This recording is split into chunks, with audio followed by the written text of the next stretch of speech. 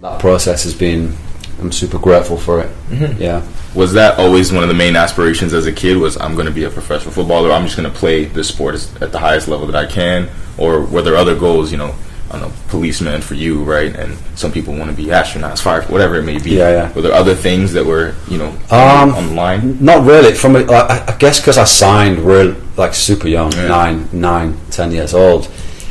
I think before that, I never really had any idea of what else I wanted to be. You know, I think you're still formulating 100%. like things you like, you know, at certain ages, and some people know when they're 5 and 6 years old, like you said, you know, I want to be an astronaut, etc. But for me, it was, and I've never really started to formulate them things. I just knew I loved sport, every sport. You know, I played tennis, football, swimming, track, everything. So anything I could be active, physically active, and yeah, that was kind of it for me. It was like escapism, passion, enjoyment. That was it. So I think football, you know, it took over my life from such a young age. It just naturally progressed into, you know, from 10 years old, 11, 12. The next thing you know, you're kind of looking at signing a professional contract, and it's kind of moves real fast. And again, it's not definitive of everything I am, but it was naturally that it just progressed into that, really. Yeah.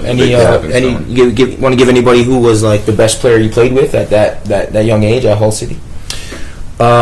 Coming through, there's a player called Nick Barmby. He used to play for Liverpool and Everton, and he was an England international. At the time, he was from the area I'm from as well, which was a big deal for us because, again, it's quite a difficult place, and he went on to play for Liverpool and Everton and stuff. So Barmby at the time was a real idol of mine, and just as I was leaving, JJ Okocha signed. Who was obviously he's one of the GOATs. One of the GOATs African players. Yeah, so it was.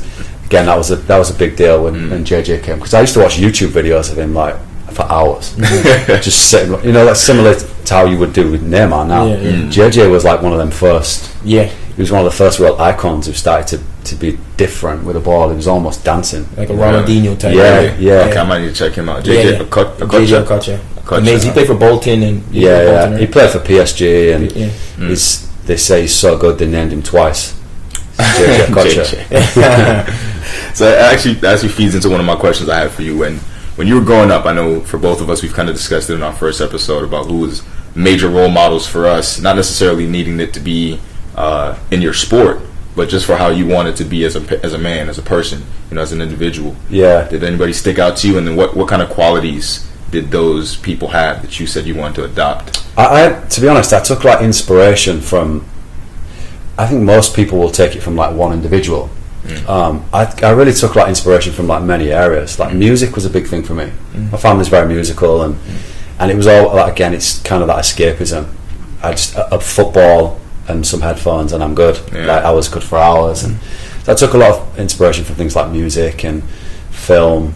Athletes, you know, I was always a big Steven Gerrard fan. I loved the way I loved the way he carried himself, and I loved the way he just applied himself as a professional. People like Ronaldinho, and obviously within football it was mostly people who was expressive, even though that wasn't really predominantly the way I played, but I just loved watching people who had mastered their craft, or whatever it was, even things like tennis and stuff. You know, growing up watching Federer, and I just love watching people who have mastered a craft, who have spent hours and hours of time working on something, you know, just laying a brick every day, and then at the end of that you kind of have this big wall. That's kind of, for me, super inspirational. And so I didn't necessarily take inspiration from one individual. I took it from various athletes in different sports, music, kind of pieced it all together. Even things like business and entrepreneurship. I used to look at people, and growing up, used to hear words like Bill Gates and just think, wow, like this guy is an absolute legend, like genius. And then you start to get a little bit older, and you realise like it's a combination of all the things they do every day. So I mean, I took pieces of inspiration from various areas and various people. So was that one of the biggest lessons, was that it's not about the final product that you see in Ronaldinho and Bill Gates or whatever, it's the fact that they were laying each brick. And that was one of the main definitely things. Like the admiration of that process.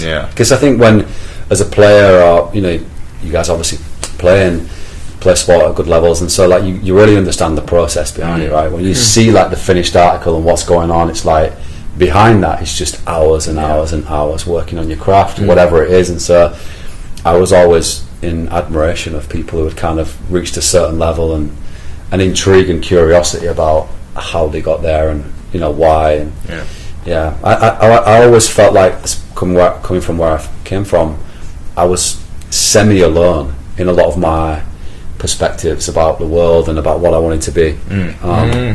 Were you very worldly as a kid as well? Like you wanted to see? I think so, yeah. It was more, I just always knew there was more for me outside of the environment I was in. So you knew that at a young age? Yeah, I always knew there was just more, and I just wanted more. I craved more. You know, I craved a different life, and I wanted more. And that's not to say, you know, for the people who live where I'm from now, that they don't have that, but I just personally wanted more. I wanted different experiences. I wanted to do different things, and so I knew to be able to do that, I was going to have to remove myself from that environment. And so I kind of worked backwards and just figured out what are the things, what can take me out of this. And that just about does it for us here at A Single Point of View. So stay tuned for the next episode as we post updates and sneak peeks on our Instagram at Single Point of View. Don't forget it. Also follow us at Single Point of View on YouTube. Stay locked in on all of the full episodes as well as our short clips of each show. We'd like to thank our podcast sponsors, June, Proform Basketball Academy, and Puma, of course. Also, special shout out to the media manager, Sana, to our logo artist, Alicia Webb, and our advisor/assistant executive producer, Donovan Lang. Peace! In due time, babe, it's me and you time. From sunrise till the depths of moonlight. It's your world, but you're still a star, girl. And if you stay by my side, I swear to do